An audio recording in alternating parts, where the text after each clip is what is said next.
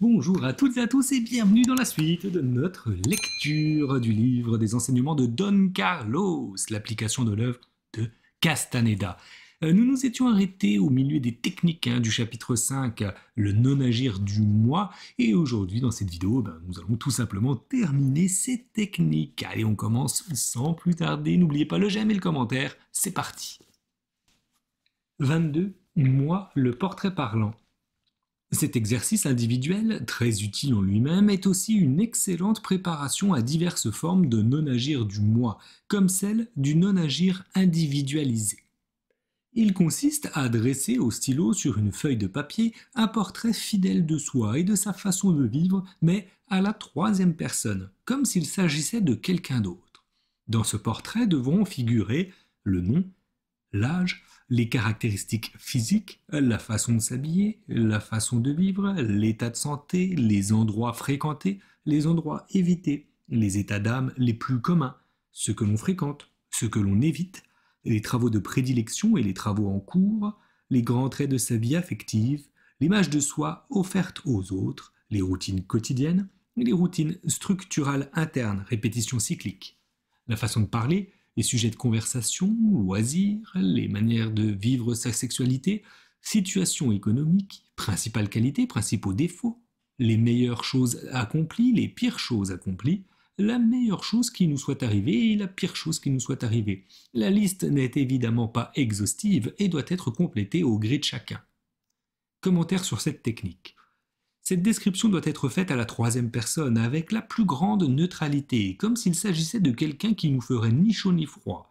S'il est fait consciencieusement, cet exercice nous fournira de la manière la plus simple la description appelée ego, et nous pouvons être certains que notre moi n'est pas autre chose que cette description à laquelle nous vouons un culte par tout ce que nous faisons. Aussitôt que nous nous engageons dans la pratique du non-agir, le moi que nous connaissons prend sa véritable dimension, celle d'une description que nous pouvons changer ou jeter à la poubelle, comme la feuille de papier où elle figure. 23. Commencer à s'effacer. Celui qui désire effacer son histoire personnelle peut, pour commencer, suivre les conseils de Don Juan. Ne pas raconter automatiquement ce que l'on fait à nos proches, parce que notre ego cherche ainsi à s'affirmer et que ce besoin consolide l'histoire personnelle. Ne pas voir seulement les amis que nous connaissons bien, mais commencer à établir des contacts avec des gens auxquels ne nous lie pas un passé commun. Éviter d'expliquer et de justifier tout ce que nous pouvons faire, et refuser gentiment de le faire avec ceux qui nous le demandent. Ne pas révéler pourquoi nous agissons ainsi. Il ne sert à rien de nous cacher si tout le monde connaît notre cachette. 24. Se dire des mensonges. L'exercice consistant à se dire des mensonges s'est révélé tout particulièrement efficace pour libérer le sujet des aspects accablants de son histoire personnelle, qui l'ont poussé à se forger une image horrible de lui-même. Je le recommande aux personnes qui se déprécient maladivement et qui pensent constamment qu'il n'y a pas pire qu'elles. A. Selon la procédure employée pour l'inventaire de gaspillage d'énergie, technique 1, dans les exercices de Gay, faire la liste des pensées négatives que nous nourrissons le plus souvent envers nous-mêmes et avec lesquelles nous nous torturons en prenant soin de bien les définir. B. Faire ensuite la liste de leurs contraires de la façon suivante. Vérité, je suis un jaloux. Mensonge, le bonheur des autres me réjouit. Vérité, je n'ai pas de volonté. Mensonge, je fais ce que je veux faire. Vérité, je refoule mes sentiments. Mensonge, je m'exprime librement. Vérité, je suis laid et peu attrayant. Mensonge, je suis un vrai séducteur. Vérité, ma vie familiale est un échec. Mensonge, je suis heureux en famille. Vérité, j'ai peur de l'échec. Mensonge, je suis sûr de réussir. C. Pendant 1 à 3 semaines, selon la gravité de son cas, le sujet se répétera les mensonges de la liste, aussi souvent que possible. Il y pensera comme s'il s'agissait de vérité. Si l'occasion se présente, il fera part à quelqu'un de ses pensées sur lui-même, sans dire, bien entendu, que ce sont des mensonges. La première chose à faire au lever et la dernière chose à faire au coucher est de réciter les mensonges à haute voix devant le miroir, peu importe que l'on sache qu'il s'agit de mensonges. Commentaire sur cette technique. L'exercice consistant à se dire des mensonges augmente la confiance en soi du sujet et réduit sa propension à s'infliger mentalement des châtiments. Quand le sujet l'exécute dans le cadre d'une stratégie générale du guet, cette tendance à l'autopunition disparaît complètement. Ces résultats ne sont pas le produit d'une sorte de lavage de cerveau ou d'autosuggestion comme on pourrait le croire. Le sujet n'en vient pas à croire que les mensonges sont des vérités, mais son attention s'éveille à une manière d'être différente de celle qui avait toujours été la sienne, et il prend conscience que l'une et l'autre sont des leurs, et qu'en définitive, mises face à face, elles s'annihilent. 25. Changer d'apparence. Il s'agit d'une variante de l'exercice de déguisement décrit parmi les techniques de guet qui consiste à changer son apparence d'une manière plus ou moins radicale, mais en lui laissant toutefois un certain caractère fonctionnel, c'est-à-dire que le changement ne doit pas être absurde. Pour changer d'apparence, on tiendra compte des suggestions suivantes. Choisir une nouvelle apparence si l'on a suffisamment d'énergie, prendre l'apparence de quelqu'un que l'on a toujours voulu être et faire sous cette apparence ce que nous avons toujours été tentés de faire sans jamais nous le permettre. Changer son apparence, sa façon de s'habiller, de se coiffer, de se mouvoir, etc. Changer de personnalité, la façon de s'exprimer, les endroits fréquentés, la réaction aux diverses situations, etc. Déterminer tout d'abord des périodes spécifiques pour mettre en œuvre le changement d'apparence, puis les faire durer de plus en plus longtemps au fur et à mesure que l'on domine mieux sa nouvelle apparence et que l'on s'identifie mieux à sa nouvelle personnalité.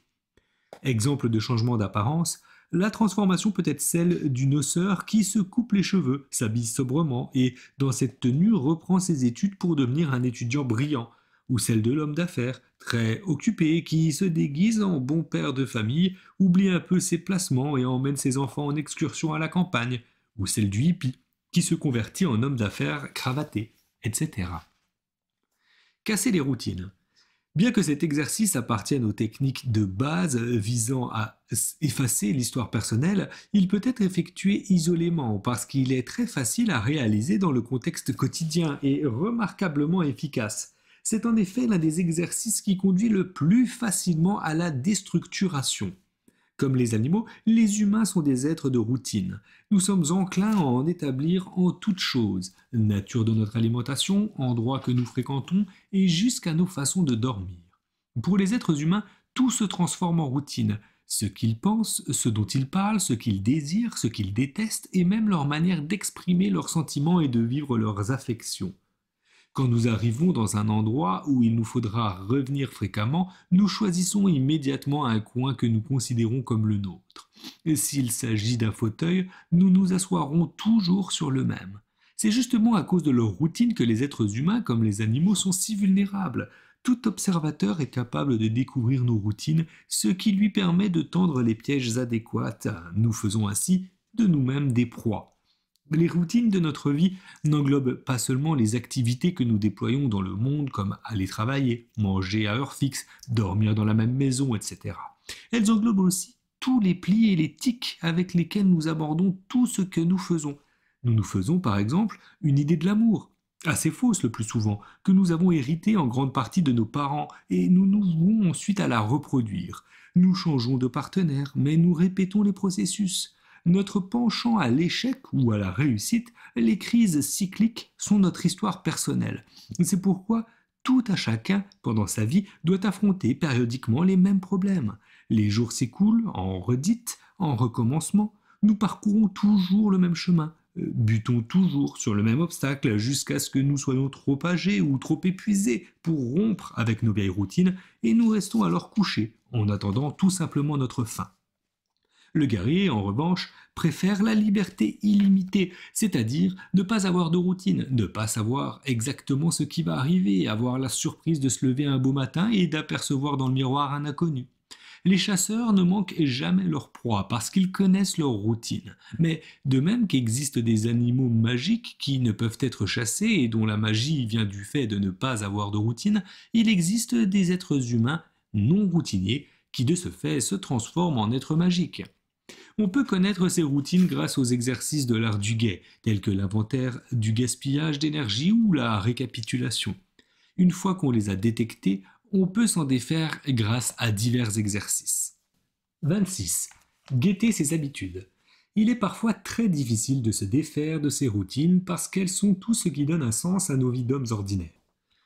Il suffit de songer à certaines d'entre elles, se plaindre, fumer, s'ennuyer, se mettre en colère, manger à l'excès ou veiller trop tard pour mesurer les difficultés que leur abandon implique. Mais il n'est pas impossible d'y parvenir si nous disposons d'une stratégie adéquate. La principale stratégie du chasseur consiste à se guetter soi-même, à guetter ses habitudes. En agissant ainsi, on peut observer attentivement comment elles se déclenchent. On s'avise ainsi que les habitudes, comme tous les autres actes, ont leurs composants, et un acte, comme tout mécanisme automatique, ne peut être opérant sans tous ses composants. Si nous désirons nous défaire d'une habitude, il nous suffit, au lieu de nous opposer violemment à elle, de lui retirer l'un de ses composants, et l'acte ne pourra se produire. Nous entendons par composants tous les éléments d'un acte indispensable à sa réalisation. Considérons l'habitude de se disputer, avec sa femme par exemple. Supposons que l'exercice du guet a dévoilé au guetteur les composants suivants de son acte. Le sujet, l'épouse, être fatiguée après une journée de travail peut-être, parler, dire à sa femme par exemple « tu te trompes ma chérie », river son attention sur l'un de ses côtés agaçants, ne pas vouloir entendre ses raisons. Ces composants nous révèlent de nombreuses possibilités de déconstruire l'acte visé, ne pas être là, éloigner l'épouse de la maison temporairement, chercher un travail moins fatigant, se mettre quelque chose dans la bouche et feindre un mal de dents qui nous empêche de parler, remplacer « tu te trompes » par « tu as raison », même si cela nous paraît absurde. Considérer les bons côtés de l'épouse au moment où nous prêtons attention à ses côtés agaçants. Ne pas chercher à avoir raison, mais donner raison à sa femme. Autre exemple concernant la tabagie. Il nous faut des cigarettes, des allumettes ou un briquet et du temps. Nous ne faisons pas de sport, nous ne respirons pas profondément, nous ne savons pas nous détendre, nous vivons stressés, etc. Au lieu de nous interdire de fumer, prenons simplement l'habitude de faire de l'escalade et nous nous passerons aussitôt de cigarettes. Remarquons qu'il n'est pas nécessaire d'éliminer tous les composants de l'acte. En supprimer un seul suffit, en général, pour l'empêcher de se produire. Toute routine peut être guettée et décomposée en lui retirant un seul de ses composants essentiels. 27. Le non-agir individualisé.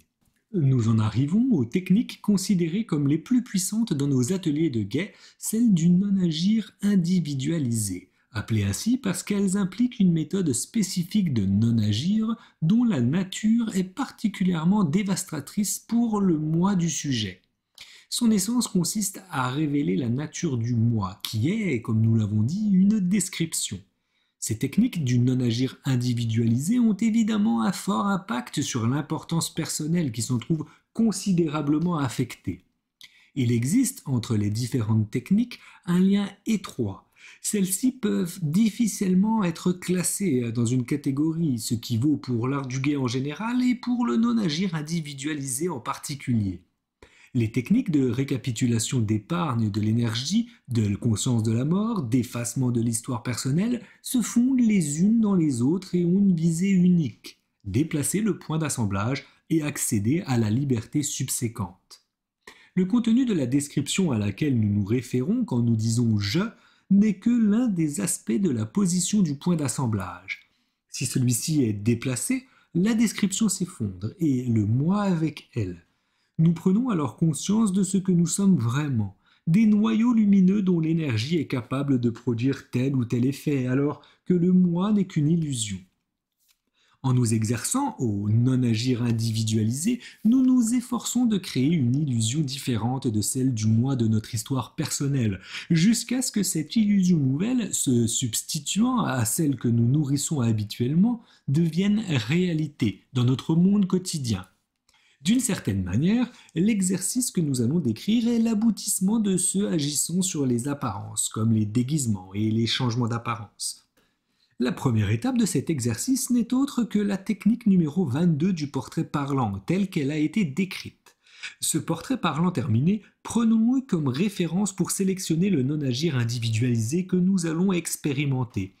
Nous devons pour ce faire nous demander de manière impersonnelle, à la troisième personne, à propos de l'individu dont le portrait se dégage de la liste, quel type d'activité est totalement exclu de sa façon d'être et de vivre. Quel type d'activité pourrait provoquer une déstructuration complète de sa personne. Nous devons choisir de préférence une activité ou un ensemble d'activités impliquant un travail à moyen terme, de 3 mois à 1 an. Lors d'un de nos entretiens avec Don Carlos à Mexico, celui-ci nous a donné l'exemple suivant. Alors qu'il était son apprenti, la sorcière Florinda l'a envoyé travailler comme marmiton pendant 2 ans dans un restaurant de routier d'une région des États-Unis où les latino-américains étaient particulièrement méprisés. Don Carlos, qui était déjà un écrivain célèbre, se faisait appeler Joe Cortez, et ses traits ne pouvaient laisser aucun doute sur son origine. Il a dû essuyer pendant ces 2 années, jour après jour, les insultes et le mépris de la clientèle. Ceci afin d'effacer son histoire personnelle, de lui retirer de son importance. Un non-agir courant doit être radicalement différent de ce que l'individu connaît sans pour autant être aussi draconien que celui dont Carlos Castaneda a pu faire l'expérience en vivant pendant 2 ans la vie de Joe Cortez, afin de réduire son histoire personnelle et l'importance de son moi. Voici quelques exemples d'exercices réalisés dans nos ateliers de guet qui ne sont pas destinés aux néophytes. Envoyer un cadre en costume-cravate avec sa pipe et ses gants demander l'aumône chaque soir pendant 3 mois dans le centre-ville. Mettre un indigène venu à la ville du fin fond de la Sierra d'Oaxaca à la tête d'une affaire de marchand de biens.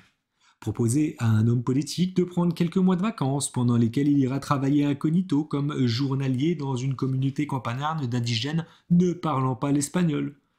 Pour les gens cultivés et aisés, occupant des positions importantes, les activités telles que la vente à la sauvette, le nettoyage des pare-brises au carrefour et autres petits métiers plus ou moins tolérés se sont révélés très efficaces. Comme on le voit, hormis dans le cas de l'indigène homme d'affaires, il s'agit d'activités considérées comme humiliantes par les gens comme il faut, puisqu'elles sont réservées aux individus les plus défavorisés, vivant dans la misère et représentant le dernier échelon social. Une fois l'activité choisie, se conformer aux prescriptions suivantes. Adopter dans le moindre détail l'allure correspondant à l'activité, vêtements, façon de parler, etc. L'apparence doit être très naturelle, très commune, ne pas chercher à attirer l'attention. S'il s'agit d'être un cireur de chaussures, ne pas essayer d'être un cireur particulier, mais un cireur banal. L'exercice doit être pratiqué d'une manière systématique, au moins 4 heures par jour pendant 3 mois. L'activité choisie doit impliquer une communication avec les gens ordinaires. L'activité doit être efficace, gain adéquat, bonne vente, etc. Et ces résultats doivent pouvoir soutenir la comparaison avec ceux de nos confrères qui ne sont pas des guetteurs. Il ne faut pas perdre de vue que ces gens ne travaillent pas pour se distraire, mais pour gagner leur vie, et que nous devons être capables de faire de même. Mieux vaut éviter les facilités ne cadrant pas avec l'activité choisie, comme d'arriver en voiture sur le lieu de travail et d'acheter les marchandises dans des boutiques au lieu d'aller les chercher à l'usine, etc. Il ne faut pas se déguiser au point d'être totalement méconnaissable ou de toute évidence costumé. Notre allure doit être naturelle, notre visage découvert. Ceux que nous connaissons doivent pouvoir nous reconnaître. Si nous rencontrons l'une de nos connaissances et qu'elle nous reconnaît, ne pas essayer de fournir des explications pour sauver la face en disant par exemple que nous sommes en train de faire un exercice de guet. Dire au contraire que nous avons besoin d'arrondir nos fins de mois, que nous sommes au chômage ou quelque chose de ce genre. Il ne faut pas chercher à rencontrer ni à éviter les gens que nous connaissons pendant cet exercice de non-agir. Commentaire sur cette technique. Les effets de cet exercice étant très importants, la plus grande discipline et le plus grand contrôle de soi sont indispensables. C'est pourquoi il n'est pas recommandé aux débutants. Une pratique constante pendant de longues périodes convient parfaitement aux exercices du non-agir individuel. Dans nos ateliers, cependant, les participants n'abandonnent pas pour autant travail et famille. En général, ils consacrent la matinée à leurs activités normales et l'après-midi au non-agir. Quelques mois de pratique suffisent le plus souvent à changer la vision du monde des sujets expérimentant cette technique. Sauf en cas de nécessité absolue, il vaut mieux ne pas prévenir nos amis et nos parents que nous allons nous livrer à cette expérience pour ne pas avoir à nous opposer à leur manière de penser. Pendant cet exercice, il se produit évidemment des choses extraordinaires, comme ce qui est arrivé à l'un de mes sujets, un fonctionnaire qui avait choisi d'aller vendre tous les jours des journaux dans la rue pendant 2 semaines. Il avait de nombreux employés sous ses ordres, était habitué à commander et à être obéi. Chaque fin d'après-midi, il mettait son habit dépenaillé de marchand de journaux, partait en camion, cherchait l'édition du soir au centre de distribution, et après avoir lutté contre les autres crieurs pour sortir le premier dans les rues, il devait encore se battre pour avoir un bon coin. Il restait là, à crier les nouvelles entre les voitures le temps voulu. Un beau jour, comme il vendait ses journaux, il s'est trouvé nez à nez avec l'un de ses employés à qui il menait la vie dure. La tête du bonhomme était à une quinzaine de centimètres de la sienne. Il le regardait et, comme il nous l'a raconté par la suite, il a su ce jour-là que c'était que la peur. Il avait senti tous ses poils s'hérisser, comme si on lui enfonçait des milliers d'aiguilles froides dans les muscles. Mais il y avait déjà un moment qu'il travaillait avec nous et il a su que faire. Sans cesser de regarder l'homme, il a respiré profondément et a lancé en plein poumon « Victoire !» Le résultat a été fabuleux. Son employé ne l'a même pas vu. Il ne l'a pas vu alors qu'il l'avait en face de lui, à quelques centimètres. En lui, quelque chose a déformé la réalité pour ne pas lui laisser voir son chef en train de vendre des journaux en pleine rue, ce qui ne pouvait cadrer avec sa vision du monde. Le héros de notre histoire a appris beaucoup ce jour-là sur la nature de la réalité. Il s'est exercé quelque temps encore au non-agir, puis il a suivi son chemin. Mais le monde pour lui n'a plus jamais été le même. Réduire l'importance personnelle. Parce qu'il sait qu'elle dissipe son énergie, le grand impératif du guerrier, c'est de réduire son importance personnelle. Don Juan exprime en ces termes: dans les inventaires stratégiques des guerriers, l'importance personnelle figure comme l'activité qui consomme le plus d'énergie et c'est pourquoi il s'efforce de l'éradiquer. L'une des plus grandes préoccupations du guerrier est de libérer cette énergie pour affronter avec elle l'inconnu. Pour réorienter cette énergie, il faut viser l'impeccabilité. En fait, l'importance personnelle ne peut être réduite à la simple vanité ou à l'égocentrisme qui n'en serait que des aspects mineurs. Elle serait plutôt un pli donné à la perception, une position spécifique du point d'assemblage impliquant une véritable débauche d'énergie. L'importance personnelle nous apprend à percevoir le monde sous un angle tel qu'il nous faut sans cesse défendre notre moi. L'importance personnelle nous tient enchaînés à notre image, qui n'est autre que la description de l'ego, et elle nous force à aller chercher auprès des autres la confirmation de cette image.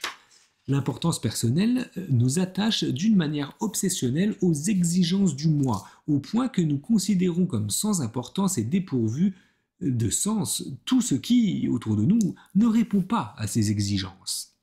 C'est l'importance personnelle qui nous épuise, parce que c'est par elle que se dissipe notre énergie. C'est l'importance personnelle qui nous pousse à croire que nos problèmes, nos réussites, sont de première importance, qu'ils sont le cœur de l'univers. L'importance personnelle est le trône, le symbole du pouvoir sur lequel s'érige le petit dictateur qui est en nous tous, le moi. C'est à cause d'elle que ce dictateur s'est emparé de tout notre être au point de nous persuader que nous ne sommes et ne pouvons être autre chose que lui, l'ego. Les émotions dissipatrices et toutes les habitudes débilitantes comme l'apitoiement sur soi, la jalousie, l'envie, la rancœur, la dépression, etc. n'existent que par l'importance que nous nous attribuons. C'est pour toutes ces raisons que la lutte contre l'importance personnelle est la plus importante que le guerrier ait à livrer, et que la victoire qu'il remporte sur elle est essentielle. Presque tous les exercices décrits dans ce livre et tout ce que Don Juan enseigne à son apprenti visent à réduire et à éradiquer l'importance personnelle.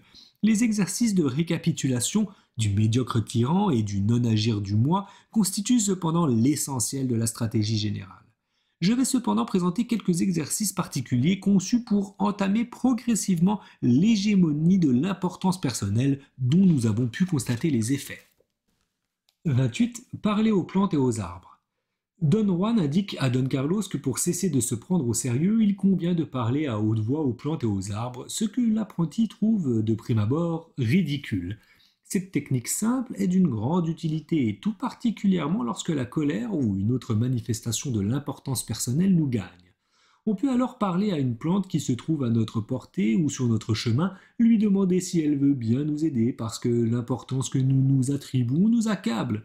Notre demande doit être faite à haute voix. On peut agir de même avec les arbres et, comme l'empathie entre eux et nous est plus grande, les effets possibles seront plus importants. Je me contenterai, après avoir exploré et approfondi pendant des années le lien entre les arbres et les êtres humains, de signaler que cet exercice a été très bénéfique à ceux qui sont particulièrement affligés ou déprimés. Embrasser un arbre, lui parler de nos tribulations, peut faire de lui un ami véritable, compréhensif et compatissant qui nous apaise. Comme j'ai pour les arbres une grande affection, je demanderai à qui pratique cet exercice qu'en échange, il ait, par la suite, un petit geste pour l'arbre, qu'il lui apporte un peu d'eau et un peu d'engrais naturel, ou qu'il lui dédie une chanson. Et l'arbre en sera très heureux. 29. Agir pour agir. N'importe quelle activité absurde peut être bonne pour cet exercice. L'important, c'est de s'y livrer scrupuleusement avec la plus grande attention. En tant qu'homme ordinaire, imbu de notre importance, nous exigeons que tous nos efforts obtiennent récompense, soient rétribués d'une façon ou d'une autre. En tant que guerrier, il nous faut impérativement apprendre à agir pour agir. Dans la situation de l'homme ordinaire, nous ne faisons que ce qui compte à nos yeux, en accord avec les exigences de notre moi, qui sont celles de l'importance personnelle. Pour notre moi, les actions visant à réduire notre raison paraissent donc sans importance, absurdes, à éviter. En revanche, agir pour agir nous ouvre des perspectives nouvelles, permet qu'advienne l'inespéré, nous enseigne la patience et surtout à agir d'une façon désintéressée. Aussi longtemps que nous ne parviendrons pas à agir ainsi, les exercices de non-agir nous seront très pénibles, puisque leurs effets ne sont pas, pour notre moi, une récompense attirante. Nous pouvons apprendre à agir pour agir en adoptant quelques routines absurdes qui, une fois l'habitude acquise, devront être abandonnées. En voici quelques exemples. Souhaiter bonne nuit à son oreiller avant de dormir. Faire le tour du pâté de maison avant d'entrer chez soi. Ranger les cailloux du jardin selon leur taille et selon leur forme. Faire un petit tour aux ustensiles de cuisine une fois par semaine. On peut encore effectuer des tâches exigeant un grand effort, beaucoup de concentration mais nullement gratifiantes. Par exemple, déplacer une lourde pierre sur plus d'1 kilomètre puis la remettre à la place où nous l'avions trouvée. Arracher une souche énorme puis la remettre à terre. Construire avec soin une cabane dans la forêt et, quand elle est prête à nous accueillir, la démonter sans l'avoir occupée, en replaçant tous les éléments de la construction où nous les avions trouvés. Construire un bel objet en bois et, quand nous l'aurons terminé, le brûler ou le lancer dans la rivière. Commentaire sur cette technique, plus l'effort sera grand et plus il durera, plus efficace sera l'exercice.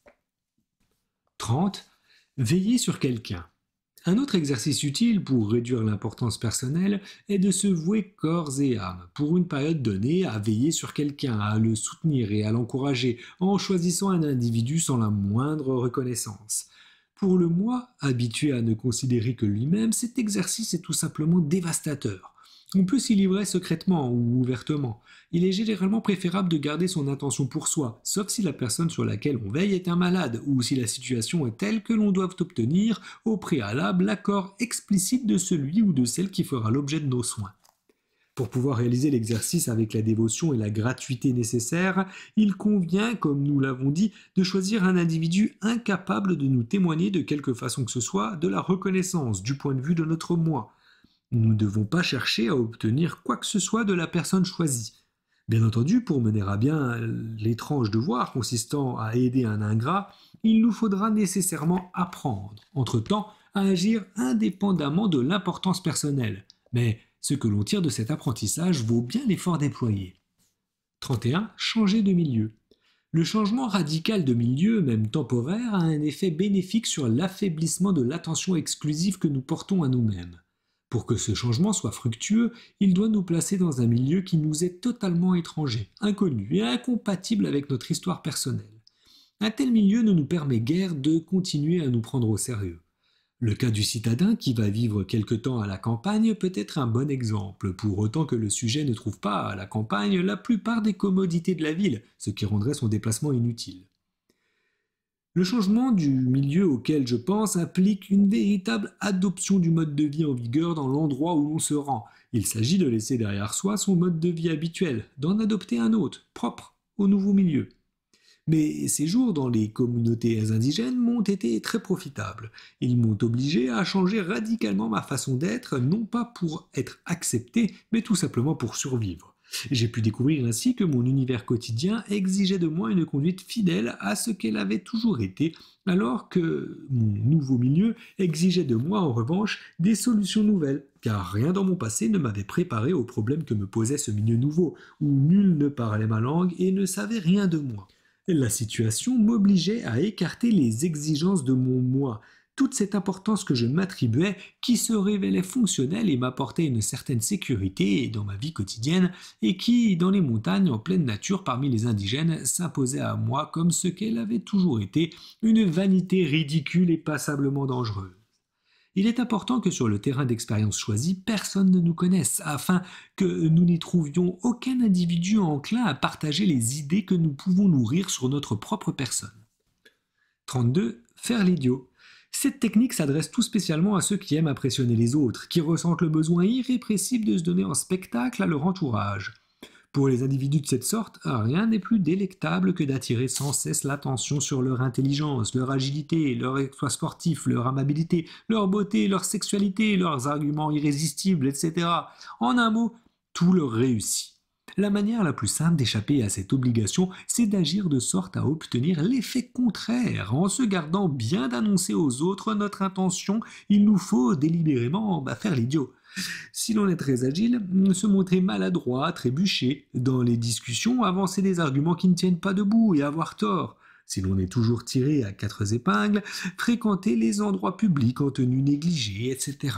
De toute évidence, celui qui apprend à jouer le rôle de l'idiot sans se sentir blessé est tout aussi capable de faire passer n'importe qui pour un idiot. 33. Se dénoncer.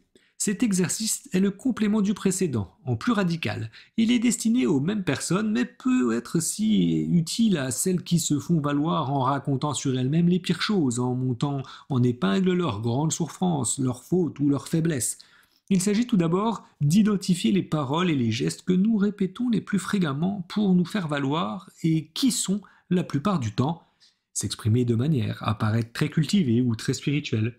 Essayer d'avoir raison grâce à des arguments imparables, raconter ce que l'on fait de la manière la plus impressionnante, faire l'intéressant pour s'attirer les faveurs du sexe opposé, jouer les grands séducteurs ou les femmes du monde, raconter à qui veut les entendre nos problèmes et nos drames pour que l'on nous plaigne. On remarquera que la plupart de ces exemples mettent en jeu la parole, ce qui n'a rien d'étonnant si l'on considère que le discours est l'instrument par excellence de la vanité. L'importance personnelle étant un rapport falsifié de la réalité, quoi de plus naturel que d'essayer, en nous exprimant, de recréer celle-ci afin de l'adapter à notre interprétation. Ce sont là des attitudes qui visent insidieusement, secrètement, à donner une image de nous-mêmes exaltée, bien supérieure à ce que nous sommes vraiment, faite de clichés, de poses d'emprunt, de mensonges, de leurres, etc. La seule fin est de flatter notre moi. Nous allons abandonner ces attitudes dès l'instant où elles se manifestent, en les dénonçant, nous arrêter au beau milieu de notre discours et dire quelque chose du genre « Tu sais, je suis incorrigible, je viens encore de parler pour ne rien dire. Tu es mon ami? Alors ne fais pas attention à ces bêtises. » Ou bien « Assez, je suis un idiot. Oublie ce que je viens de dire et pardonne-moi, j'étais encore en train de jouer à mon petit jeu qui consiste à faire l'intéressant alors qu'en réalité je ne suis qu'un Et encore, je t'en prie, ne fais pas attention, je suis encore en train de vouloir passer pour la grande victime, je ferais mieux de me taire. » Quand on veut se dénoncer soi-même, optez pour les phrases les plus directes et les mieux adaptées à son cas.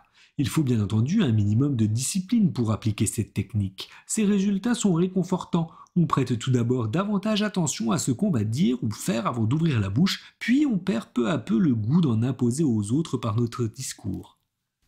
Et voilà, nous arrivons au terme de cette lecture de ce chapitre et de cette partie, parce qu'on va entamer une troisième partie du livre désormais.